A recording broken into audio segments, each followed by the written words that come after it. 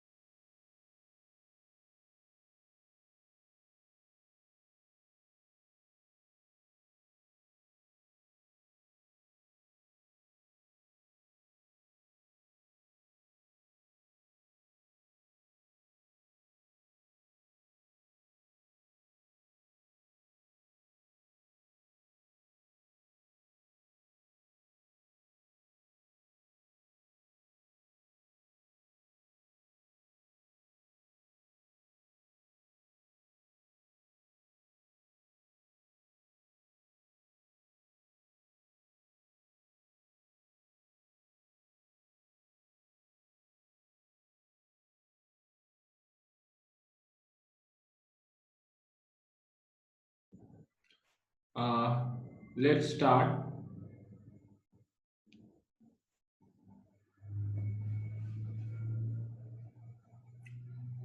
So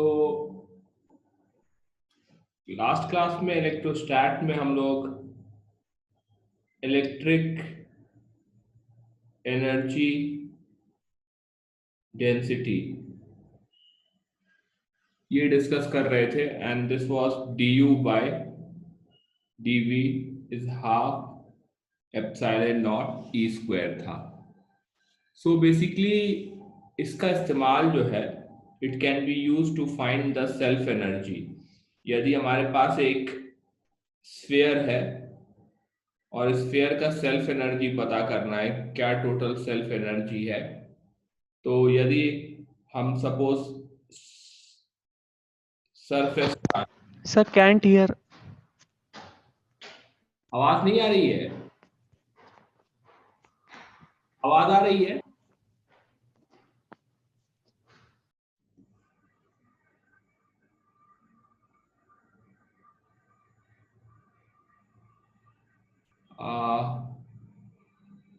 M I audible now?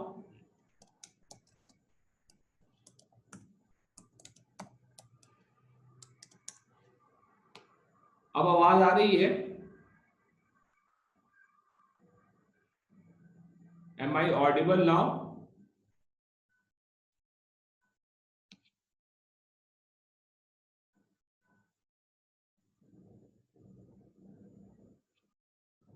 Hello?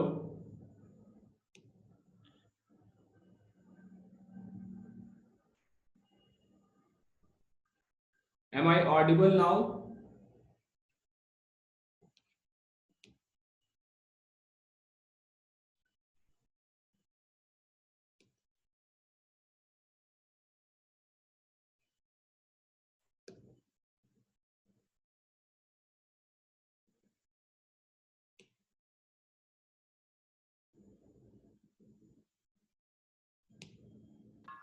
Sir, let me connect from mobile.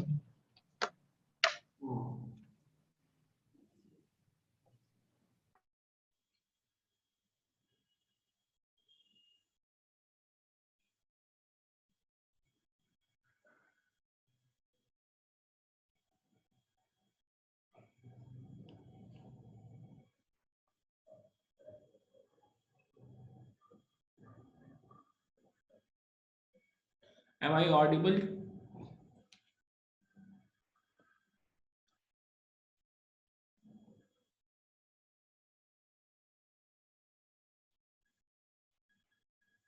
Am I audible now? Yes, sir. तो मैं कह रहा था कि इलेक्ट्रिक एनर्जी डेंसिटी की बात कर रहे थे कल। तो ये du बाई डी वी, मतलब du by D volume, energy content per unit volume जो था, that was half epsilon naught E square. तो बेसिकली इसका यूज क्या है?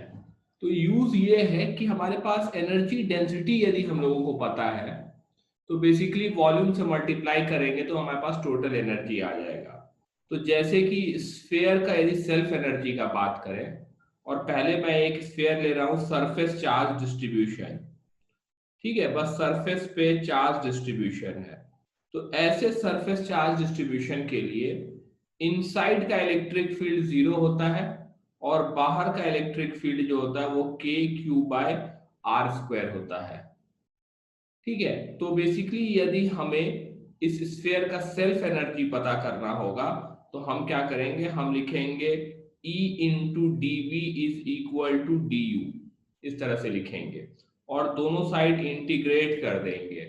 तो हमारे पास टोटल एनर्जी आ जाएगा which is nothing but self energy, और ये self energy basically E, sorry E कह रहे हैं, this du/dV means half epsilon not E square into dV, ठीक है। और इलेक्ट्रिक फील्ड की जगह पे यहाँ पे ये सब्स्टिट्यूट कर देंगे और हम इसे इंटीग्रेट कर देंगे, तो हमारे पास टोटल जो सेल्फ एनर्जी है उसका वैल्यू आ जाएगा। So I will not go into the integration, आप खुद से इंटीग्रेशन करके चेक कर सकते हैं। उसके बाद यदि हमारे पास वॉल्यूम चार्ज डिस्ट्रीब्यूशन है, वॉल्यूम चार्ज डिस्ट्रीब्यूशन है, दैट इज पूरे वॉल्यूम में चार्ज प्रेजेंट है, तो यहां पे क्या होगा कि अंदर का इलेक्ट्रिक फील्ड जो है E इनसाइड, ये इसका वैल्यू हो जाता है ρr/3 एप्सिलॉन नॉट, और आउटसाइड का इलेक्ट्रिक फील्ड का जो वैल्यू होता है वो होता है KQ/R²। This is the formula.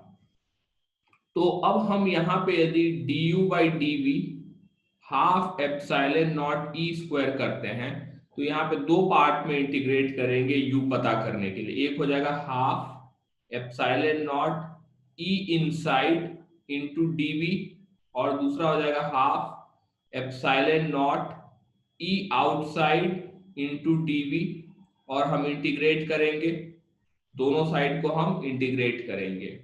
जब हम इनसाइड को इंटीग्रेट करेंगे तो 0 टू r के बीच इंटीग्रेट करेंगे क्योंकि इनसाइड का इलेक्ट्रिक फील्ड 0 से r के बीच में होगा, और जब आउटसाइड में इंटीग्रेट करेंगे तो r टू इंफिनिटी के बीच में इंटीग्रेट करेंगे और दोनों में इलेक्ट्रिक फील्ड का वैल्यू पुट करेंगे और ये इंटीग्रेट करेंगे तो हमारे पास सेल्फ एनर्जी आ जाएगा। So I will again not do the calculation, मैं आपको आंसर, फाइनल आंसर पता है कि फाइनल आंसर क्या आने वाला है, ठीक है, उसे इंटीग्रेट करके और फाइनल आंसर लाने का कोशिश कीजिएगा।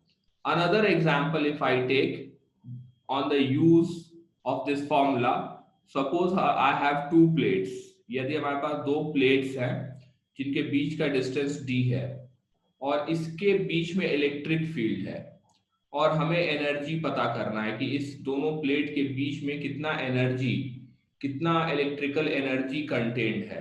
तो यहाँ पे हम फिर से वही फॉर्मूला लगाएंगे, half epsilon not E square into dV, और हम इसे इंटीग्रेट करेंगे। लेकिन यहाँ पे E जो है E कांस्टेंट है, इलेक्ट्रिक फील्ड कांस्टेंट होता है, दो प्लेट के बीच में इलेक्ट्रिक फील्ड कांस्टेंट होता है, तो बेसिकली जो एनर्जी इन दोनों के बीच में होगा वो हो जाएगा half epsilon not E square into dV, ठीक है। तो dV क्या हो जाएगा, टोटल वॉल्यूम हो जाएगा। तो प्लेट का एरिया A है और D इनके बीच का डिस्टेंस है, तो बेसिकली ये हो जाएगा half epsilon not E square into A into D, ये हमारे पास वॉल्यूम हो जाएगा और ये इन दोनों प्लेट के बीच में जो टोटल इलेक्ट्रिकल एनर्जी है उसका आंसर आ जाएगा। So we will be using this formula, ये जो मैंने आपको अभी बताया ये कैपेसिटर टॉपिक में हम लोग ये मेथड यूज करेंगे to find out the energy between two plates. So please remember the uses of this formula, इस फार्मूला का इस्तेमाल जो है वो आपको याद रहना चाहिए कि क्या इस्तेमाल है इसका। Now today we are going to start current electricity, current electricity start करने वाले हैं। अब मेरा प्लान कुछ और था करंट इलेक्ट्रिसिटी का, बट बिकॉज कल मैं थोड़ा बिजी था तो जिसके कारण मैंने इस प्लान को इम्प्लीमेंट नहीं कर पाया, बट आज से मैं वो इम्प्लीमेंट करूंगा। तो इसीलिए मैं ज्यादा आज करंट इलेक्ट्रिसिटी पढ़ाऊंगा नहीं आप लोगों को, ठीक है, बस थोड़ा सा बेसिक वगैरह इंट्रोड्यूस करूंगा। I will just introduce the basic. So let's talk about current electricity. So first let's talk about current. Current क्या होता है, what is current. So I hope आप सबको पता होगा करंट क्या होता है। Anybody can tell me the definition, mic on करके डेफिनेशन बता दें क्या होता है। Sir flow of flow of anything is charges, हाँ, फ्लो ऑफ चार्जेस होता है। चार्जेस। फ्लो ऑफ चार्जेस कहाँ पे। Sir flow in of anything is current. हाँ मतलब डिफरेंट टाइप का करंट हो रहा है, हम लोग करंट इलेक्ट्रिसिटी की बात कर रहे हैं तो सारा कंटेक्स्ट जो है वहां पे करंट इलेक्ट्रिसिटी पे ही रखेंगे। So flow of charges through conductor. नहीं, कंडक्टर में बेसिकली बस नहीं होगा, कहीं पे भी हो जाएगा। ठीक है, तो बेसिकली हम कहते हैं it is the flow of charge, flow of charge across a cross section. कि हमारे पास चाहे कंडक्टर हो चाहे कुछ भी हो, इसमें एक क्रॉस सेक्शन मतलब किसी भी पॉइंट पे यदि हम एक लाइन बना दें, इसके अक्रॉस कितना चार्ज फ्लो किया है, ठीक है, that is called as current. तो बेसिकली यदि यहाँ पे delta Q charge, if if delta Q charge crosses the section in delta t time, delta T time में डेल्टा क्यू चार्ज क्रॉस कर रहा है, तो हम डिफाइन करते हैं करंट, इसे हम कहते हैं average, average current. This is defined as delta Q by delta T. इसी के तरह एक करंट होता है जिसे हम कहते हैं instantaneous current, and this is instantaneous current is the current we will talk about in this chapter. तो इस इंस्टेंटेनियस करंट को हम लोग लिखते हैं limit delta T tends to zero delta Q by delta T. तो जिसे हम इस तरह से भी लिख देते हैं D Q by D T भी हम लिख देते हैं। ठीक है, so this is the definition of instantaneous current कि छोटे समय में कितना चार्ज क्रॉस कर रहा है, तो उस चार्ज को टाइम से डिवाइड कर देते हैं तो D Q by D T. So basically जो करंट का यूनिट होगा, करंट का यूनिट जो होगा that is coulomb per second होगा, और इस कूलम पर सेकेंड को हम एम्पेयर भी कह के बुलाते हैं। So this is the unit of current. So I hope ये समझ में आया होगा कि there are two type of current, instantaneous current and average current. So if I ask you a question that I have a graph of current versus time. So the graph is like this: 1 ampere,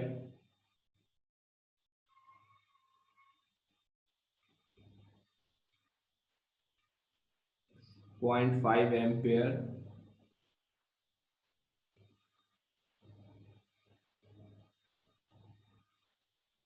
2 ampere, 1 second, 2 second, and 4 second. So what is the charge? What is the charge that flows through a section. किसी भी section पे current जो है, current versus time का graph दिया हुआ है, तो what is the charge that will flow through the section, ये बताना है। तो जस्ट कैलकुलेट कीजिए, it's a very easy question.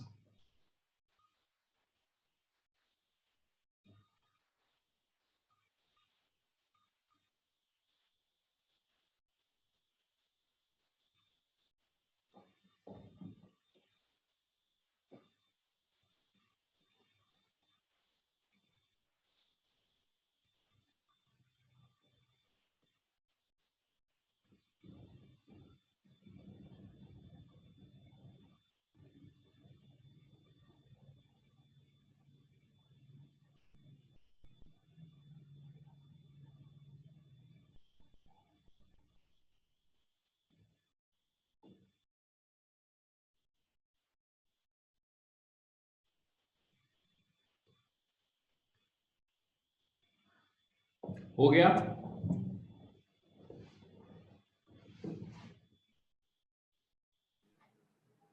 Yes, sir.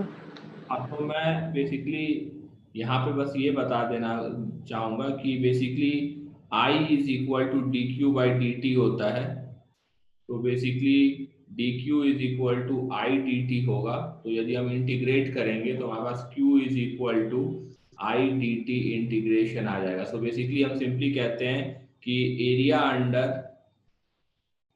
Under I T graph gives us charge.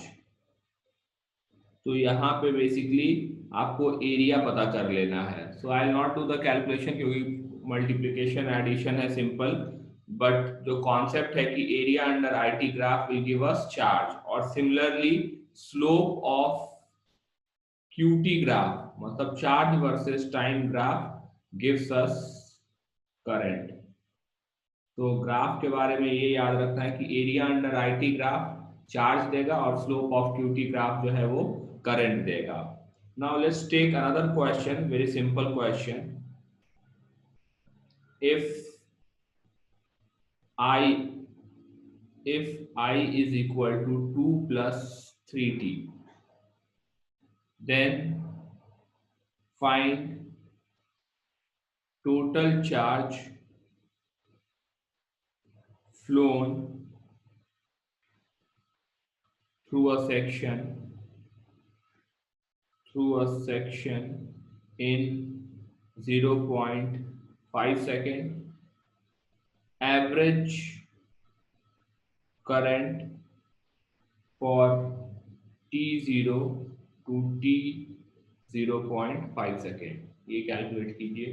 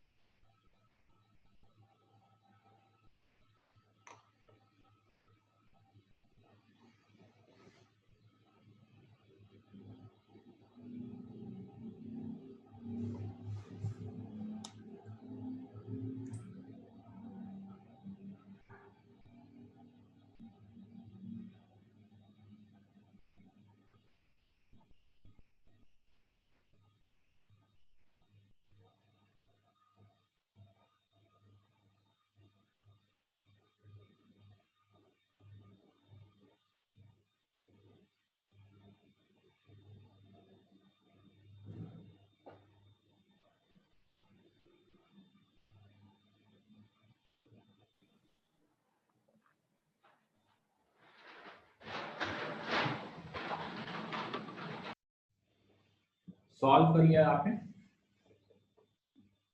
Sir second हो गया। सेकेंड ही हो गया, पहले बी पार्ट हो गया। बी पार्ट हो गया होगा तो ये पार्ट भी हो गया होगा। चलिए ठीक।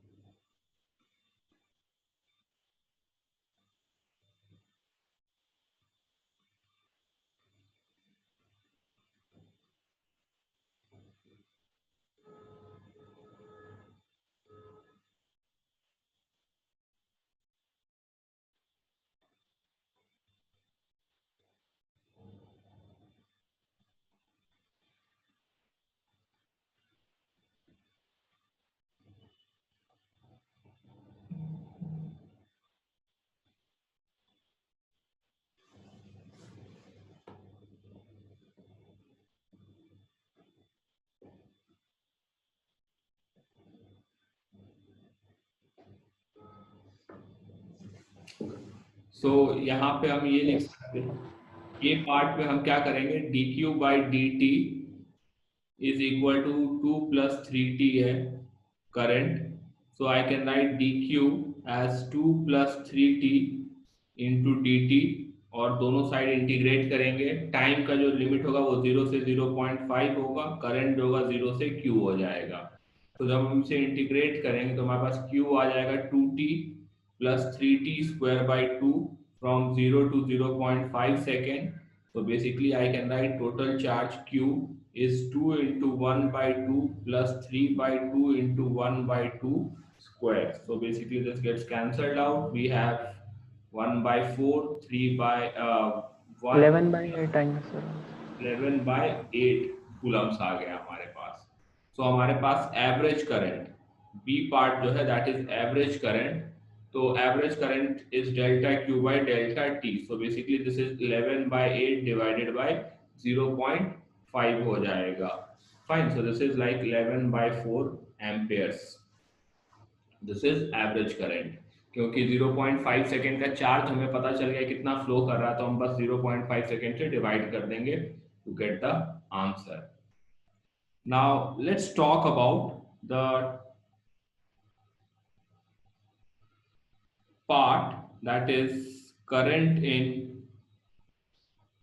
कंडक्टर्स. क्योंकि इस चैप्टर में हम लोग जो डिस्कस करने वाले हैं वो बेसिकली कंडक्टर्स के बारे ही मेनली डिस्कस करने वाले हैं. So let's talk about this current in conductors.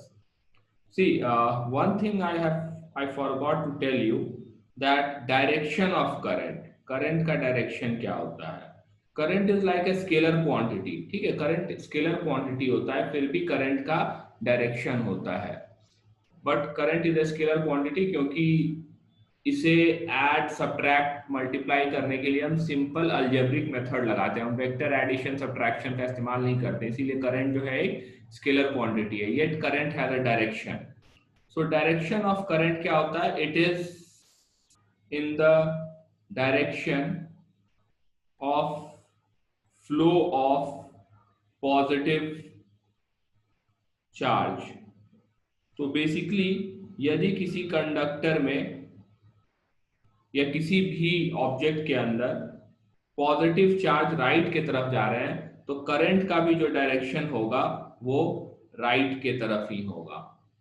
किसी कंडक्टर में से हमारे पास नेगेटिव चार्ज है और नेगेटिव चार्ज राइट के तरफ जा रहा है, तो इसमें करंट का जो डायरेक्शन होगा वो लेफ्ट के तरफ होगा. क्योंकि यदि नेगेटिव चार्ज राइट के तरफ जा रहा है तो बेसिकली एक amount of positive charge left की तरफ जा रहा होगा. क्योंकि कंडक्टर जो होता है या कोई ऑब्जेक्ट जो होता है वो हमेशा इलेक्ट्रिकली न्यूट्रल होता है. Number of positive charge is equal to number of negative charge होते हैं. Amount of positive charge is equal to amount of negative charge. तो यदि किसी भी इलेक्ट्रिकली न्यूट्रल ऑब्जेक्ट में 10 इलेक्ट्रॉन लेफ्ट की तरफ जाएंगे तो it is equivalent to 10 positive charge right की तरफ जाने का. तो इसीलिए यदि पॉजिटिव चार्ज यदि राइट की तरफ जा रहा है तो हम करंट कहेंगे कि राइट की तरफ है, लेकिन नेगेटिव चार्ज राइट की तरफ जा रहा है तो हम कहेंगे करंट जो है वो लेफ्ट की तरफ है. अब सपोज यदि मैं आपसे एक सवाल पूछूं कि why will the charge move. हम कहते हैं कि करंट जो है, करंट होता है movement of charge across a cross section. एक किसी क्रॉस सेक्शन पे यदि चार्ज मूव करके पार करता है तो उसे हम करंट कहते हैं. तो मेरा क्वेश्चन है कि चार्ज मूव ही क्यों करेगा? What is the reason that will lead to the movement of charge? कोई बता सकता है चार्ज मूव क्यों करेगा? पोटेंशियल में डिफरेंस होने के कारण. हाँ, basically charge will move due to an electric field. ठीक है, एक इलेक्ट्रिक फील्ड के कारण मूव करेगा. ये चार्ज कभी भी मूव करता है तो basically it is due to the presence of electric field. और क्योंकि इलेक्ट्रिक फील्ड है तो हम ये भी कह सकते हैं due to difference of potential. ठीक है, पोटेंशियल डिफरेंस के कारण भी चार्ज मूव कर सकता है. They are the same thing कि इलेक्ट्रिक फील्ड है, क्योंकि इलेक्ट्रिक फील्ड है तो पोटेंशियल डिफरेंस तो होगा ही होगा. बिना पोटेंशियल यदि पोटेंशियल डिफरेंस है और इलेक्ट्रिक फील्ड नहीं है तो ऐसा पॉसिबल नहीं है. तो चार्ज मूव करता है due to presence of an electric field और due to a potential difference. Now suppose हमारे पास दो स्फीयर हैं, इनफाइनाइट सेपरेशन है इन दोनों के बीच में, बहुत ही ज्यादा सेपरेशन है इन दोनों के बीच में, और इन दोनों के बीच में एक वायर लगा हुआ है विथ अ स्विच. इसे हमने चार्ज दिया Q और इसे हमने चार्ज दिया -Q. सो यदि हम ये स्विच बंद करेंगे, if we close the switch, will there be any current in the wire? क्या इस वायर में कोई करंट होगा यदि हम ये स्विच क्लोज करते हैं तो? Any question? Yes. आंसर क्या? हाँ, Yes. होगा. क्योंकि यहाँ पे जैसे ही, क्योंकि पोटेंशियल डिफरेंस है, दोनों स्फीयर का जो पोटेंशियल है वो डिफरेंट है। एक का पोटेंशियल है के क्यू बाय आर और दूसरे का पोटेंशियल है के माइनस क्यू बाय आर। तो there is a potential difference दोनों के बीच में। तो जैसे ही हम क्लोज करेंगे तो चार्ज फ्लो करना स्टार्ट करेगा, और चार्ज तब तक फ्लो करता रहेगा जब तक कि पोटेंशियल सेम नहीं हो जाए। ठीक है। सो क्वेश्चन था will there be any current in the wire, तो आंसर हुआ यस। ठीक है। कब तक करंट होगा? ठीक है, करंट तब तक होगा जब तक पोटेंशियल सेम नहीं हो जाए। Current will be there till potential becomes same. अब मेरा क्वेश्चन है, हाउ मच टाइम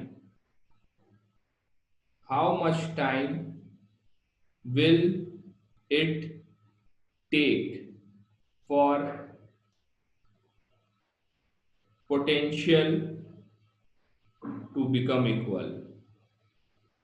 कोई आइडिया है आप लोगों को कि यदि दोनों कंडक्टर हैं और दोनों को वायर से कनेक्ट करते हैं, दोनों पे कुछ चार्जेस हैं, ठीक है, क्यू की जगह मान लीजिए 100 क्यू और दूसरे पे -100 क्यू या 500 क्यू, इस तरह से कुछ चार्ज है, तो कितने समय में पोटेंशियल जो है दोनों का बराबर हो जाएगा?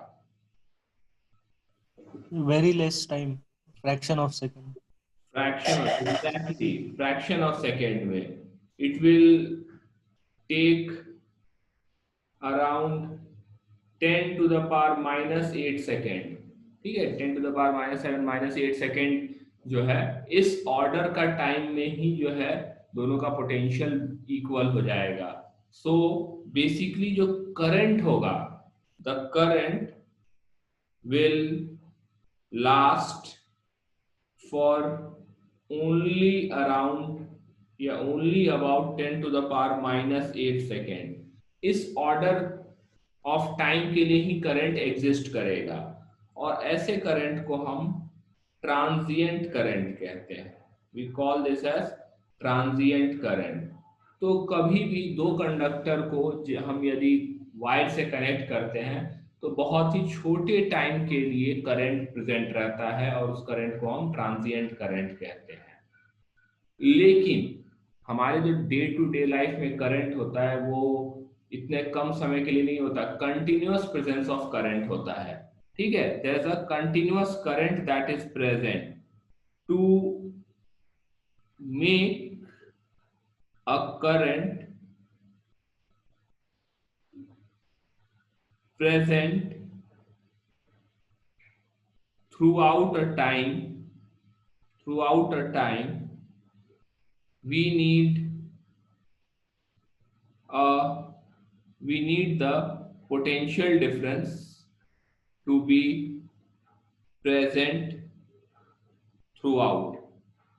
यदि हमें एक गिवन समय के लिए करंट चाहिए किसी भी कंडक्टर में, तो हमें ये इंश्योर करना होगा कि जो पोटेंशियल डिफरेंस है वो गायब नहीं हो, और this is done through an instrument. ठीक है, थ्रू एन इंस्ट्रूमेंट और डिवाइस। ठीक है, एक इंस्ट्रूमेंट या डिवाइस के थ्रू किया जाता है कि पोटेंशियल डिफरेंस हमेशा जो है वो प्रेजेंट रहे, जिसे हम कहते हैं कॉल्ड एज सेल और बैटरी। कोई बता सकता है सेल और बैटरी में क्या फर्क है? So सेल एक सिंगल यूनिट होता है और कॉम्बिनेशन ऑफ सेल को बैटरी कहते हैं. बैटरी कहते हैं, very good. Basically battery is combination of cells. और बेसिकली फिजिक्स में सेल का जो सिंबल होता है वो ये होता है, this is the symbol of cell. और बैटरी का जो सिंबल होता है वो इस तरह से होता है, this is the symbol of battery. और यदि कहीं पे भी इस तरह से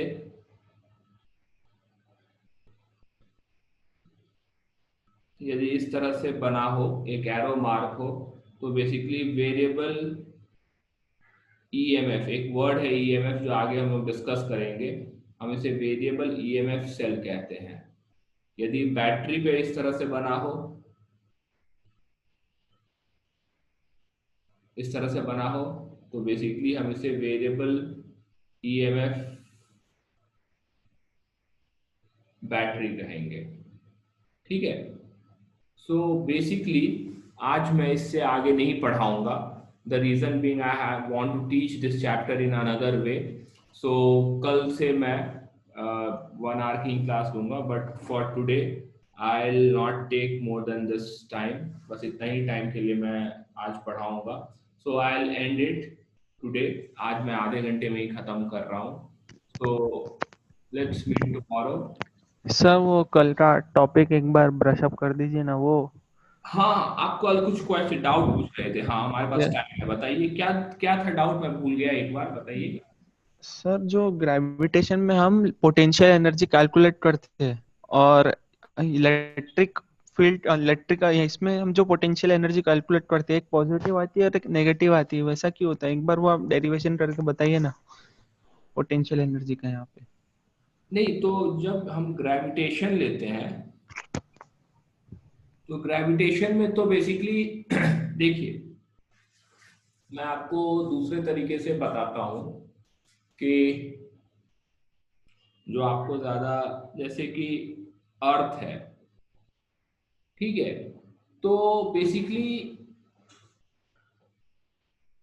या 2 पॉइंट चार्जेस हैं, let's say m1 m2, 2 point charges हैं, तो इनके बीच का जो पोटेंशियल एनर्जी होता है वो -G m1 m2/r होता है, आप ये कह रहे हैं, ठीक है। तो और इलेक्ट्रोस्टैट में क्या होता है कि यदि हमारे पास दो चार्जेस हैं Q1 Q2 और इनके बीच का डिस्टेंस r है, तो इनका potential energy k Q1 Q2 upon r होता है। लेकिन इलेक्ट्रोस्टैट में दो सिचुएशन होते हैं, केस 1 केस 2 की, एक Q1 है और दूसरा -Q2 है और इनके बीच का डिस्टेंस r है, तो पोटेंशियल एनर्जी जो होगा वो k Q1 -Q2/r हो जाएगा, कि ये हो जाएगा -k Q1 Q2 upon r हो जाएगा। तो हम बेसिकली ये कहते हैं कि potential energy of a system where the force is attractive is negative, or potential energy of a system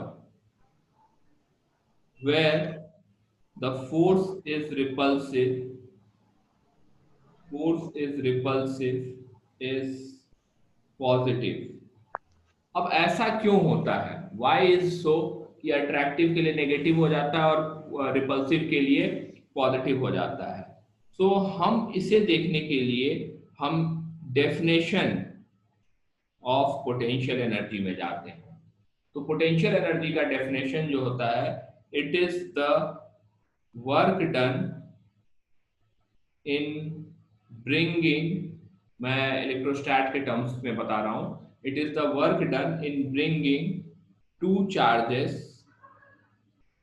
from infinite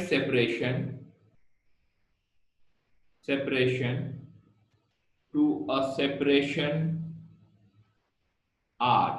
मतलब कहने का कि हमारे पास दो चार्जेस हैं Q1 Q2, इनिशियली इनके बीच का जो सेपरेशन था वो इनफाइनाइट था, और इसे हम क्या किए कि Q1 और Q2 को एक गिवन सेपरेशन r पे ले आए। तो ऐसा करने में जो total amount of work done लगा होगा, ठीक है, इस कॉन्फ़िगरेशन से इस कॉन्फ़िगरेशन में कन्वर्ट करने के लिए, उसे हम पोटेंशियल एनर्जी कहते हैं। अब कैसे हम ये कैलकुलेट करते हैं कि कितना वर्क डन करना पड़ा होगा? तो बेसिकली हम क्या करेंगे कि Q1 को मान लेते हैं फिक्स्ड और Q2 को इंफिनिटी से हम R सेपरेशन पे लाते हैं। तो किसी भी टाइम पे Q2 पे एक फोर्स लग रहा होगा जो कि रिपल्सिव होगा, इलेक्ट्रोस्टैटिक फोर्स लग रहा होगा और रिपल्सिव होगा, और इसका वैल्यू होगा k Q1 Q2 by R square, और R का वैल्यू जो होगा वो 0 से इंफिनिटी से R के बीच में कुछ होगा। तो इसे हमें लाने के लिए इस पे एक एक्सटर्नल फोर्स लगाना पड़ेगा। ये एक्सटर्नल फोर्स जो होगा ये इलेक्ट्रोस्टैटिक फोर्स के बराबर होगा, क्योंकि हमें एक्सेलरेशन 0 रखना है, हमें धीरे धीरे लाना है, तेजी में नहीं लाना है। ठीक है, ये जो वर्क डन है, बेसिकली वर्क डन पूछा गया है, तो वर्क डन तो बेसिकली एक मिनिमम अमाउंट से लेके मैक्सिमम कुछ भी हो सकता है, क्योंकि यदि हम काइनेटिक एनर्जी दें तो वर्क डन जो होगा वो बढ़ जाएगा। यदि हम किसी भी ऑब्जेक्ट को ला रहे हैं और लाने के साथ साथ उसका वेलोसिटी भी बढ़ा रहे हैं, तो बेसिकली हमें ओवरऑल ज्यादा वर्क डन करना है। तो बेसिकली हमें जो पता करना है वो minimum work done. Minimum work done कब होगा? जब एक्सेलरेशन 0 होगा, क्योंकि काइनेटिक एनर्जी कुछ नहीं दे रहे होंगे, धीरे धीरे करके हम चार्ज को ला रहे होंगे। तो ये एक्सटर्नल फोर्स लगेगा। तो डिस्प्लेसमेंट भी इधर की तरफ हो रहा है और फोर्स भी सेम डायरेक्शन में एक्सटर्नल लग रहा है। तो बेसिकली वर्क डन जो आएगा वो पॉजिटिव आ जाएगा, this work done will be positive. ठीक है, तो इसीलिए इलेक्ट्रिक पोटेंशियल एनर्जी जो होगा यहाँ पे ये पॉजिटिव हो जाएगा। इसी के जगह पे यदि हमारे पास एक चार्ज Q1 फिक्स्ड है और दूसरा चार्ज -Q2 ला रहे हैं, तो बेसिकली इस बार फोर्स जो होगा इलेक्ट्रोस्टैटिक वो अट्रैक्टिव होगा। तो हमें जो एक्सटर्नल फोर्स लगाना पड़ेगा इसे धीरे धीरे लाने के लिए, वो ऑपोजिट डायरेक्शन में लगाना पड़ेगा, और हम ला रहे हैं इस डायरेक्शन में और एक्सटर्नल फोर्स लग रहा है ऑपोजिट डायरेक्शन में, तो वर्क डन जो होगा वो नेगेटिव हो जाएगा। ठीक है, हम हमेशा एक्सटर्नल फोर्स का वर्क डन बताते हैं। तो वर्क डन यहाँ पे नेगेटिव हो जाएगा, वर्क डन नेगेटिव हो गया तो पोटेंशियल एनर्जी भी जो होगा वो नेगेटिव हो जाएगा। तो बेसिकली इसलिए होता है क्योंकि रिपल्सिव फोर्स में एनर्जी फोर्स जो होता है वो रिपल्सिव होता है। ठीक है, तो एक्सटर्नल फोर्स जो लगता है वो चार्ज की तरफ लगता है। तो आई होप ये आपके समझ में आया होगा क्यों नेगेटिव होता है और क्यों पॉजिटिव होता है। यस सर, लेकिन ये तो समझ में आया, लेकिन जो फर्स्ट केस है, अगर हम उसमें work done is equal to, नहीं फर्स्ट केस नहीं, work done is equal to integration of F D R करें, हाँ के Q1 Q2 by R D R cos 0 degree. हाँ, सर तो वो -1 मतलब इंटीग्रेशन करके -1/r आता है। नहीं तो फिर आपको लिमिट भी तो पुट करना है ना। हम हाँ सर। इंफिनिटी, जब इंफिनिटी है, ठीक है, जब r इक्वल्स टू इंफिनिटी है तो वहां पे हम पोटेंशियल एनर्जी को 0 लेते हैं, इनफाइनाइट सेपरेशन पे हम पोटेंशियल एनर्जी को 0 लेते हैं।